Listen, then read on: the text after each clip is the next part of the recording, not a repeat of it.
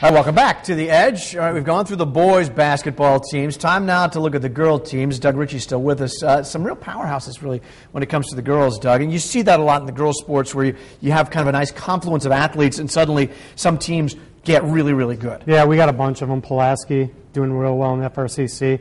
Chilton still undefeated. Algoma, Oshkosh, Lords. I mean, we could keep going, but we probably got to, We'll probably let's take them league by league. Shall we? We'll start in the FRCC. Pulaski, you mentioned Pulaski, really cruising and really, ranked in everybody's top 10 of the state. A lot of top fives in the state too.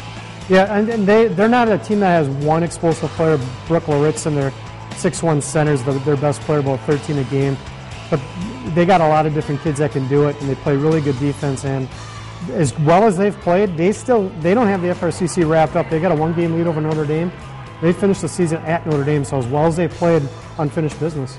Yeah, absolutely. And this you mentioned defense, and looking through some of the games, the box scores, you see 18 points to Southwest. You see those really low scores being given up, and those really the hallmarks of these great teams, especially on the girls' side, is being able to totally shut down their opponent. Right now, Pulaski 13-0. In the FRCC.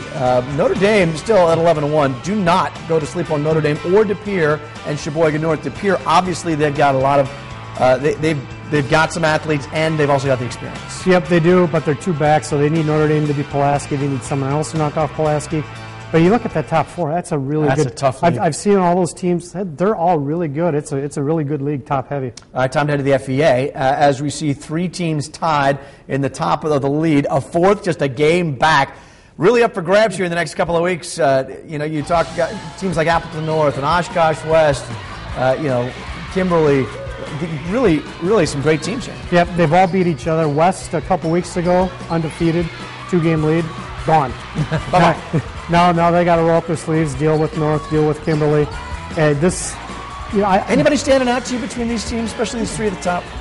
They stand out. They all stand out for different reasons. West is great defensively. Ashley Neustifter hitting a bucket there. They're real good. Appleton North won 10 in a row.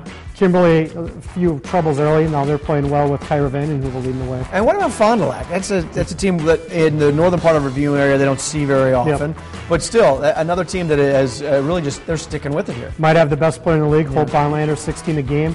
Them and West were the last two to lose in the league. So Fondy, obviously, one game back, is right there too.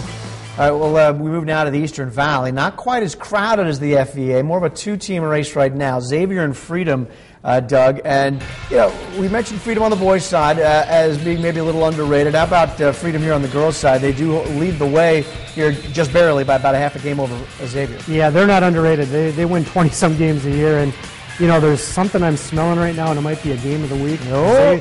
Xavier at Freedom next week. Yeah. Potentially decide it all.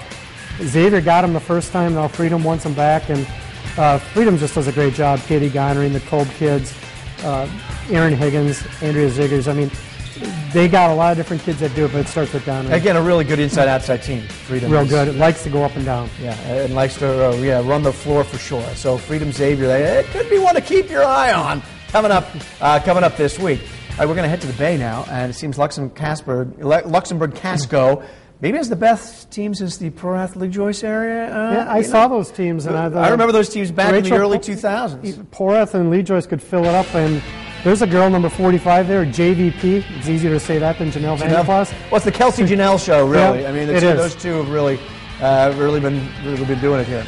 Yep, Vanderplas is so tough inside, and all good teams are great teams. They need that second kid. Kelsey Jonio does a great job, 34 there, passing, shooting.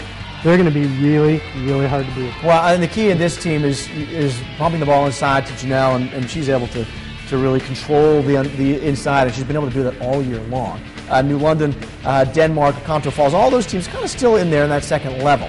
All right, finally, we talked about Algoma a little earlier in the show, and the streak is over for Algoma, one of the tops in Division 4, as Kiwani knocked them off this week. Tell me, what happened here? A little bit of a surprise. Kiwani's played really well all year, but obviously no one's beaten Algoma, and it's really hard to predict an unbeaten at this stage to go down, but Algoma didn't have it, and their best player right here, Taylor Schmidt, looking good with a nice dish, but I think she only had 5 points. She's averaging a lot more than that. They just got stymied by a good team, but, a loss isn't necessarily a bad thing. Well, a lot of attention on Algoma, but Kiwani's 9-1 too. Yeah, it's not like they were beaten by a 2-win team. They're co-leaders, so they might end up sharing this thing. It's not like they lost a middle-of-the-road team. Well, we've got lots more coming up on the line. If you go to fox11online.com, scroll over sports, click on high school. Doug Ritchie owns the high school on the web for sure. Game of the week coverage, you can catch that in the middle of the week, and then we'll also have that from the venue on Fridays and the full report online as well. You got game highlights, scores, and schedules. And hey, if you didn't catch us live, maybe you're watching us on the web because we pump this up there as well. Doug Ritchie, always a pleasure. Fun to be here.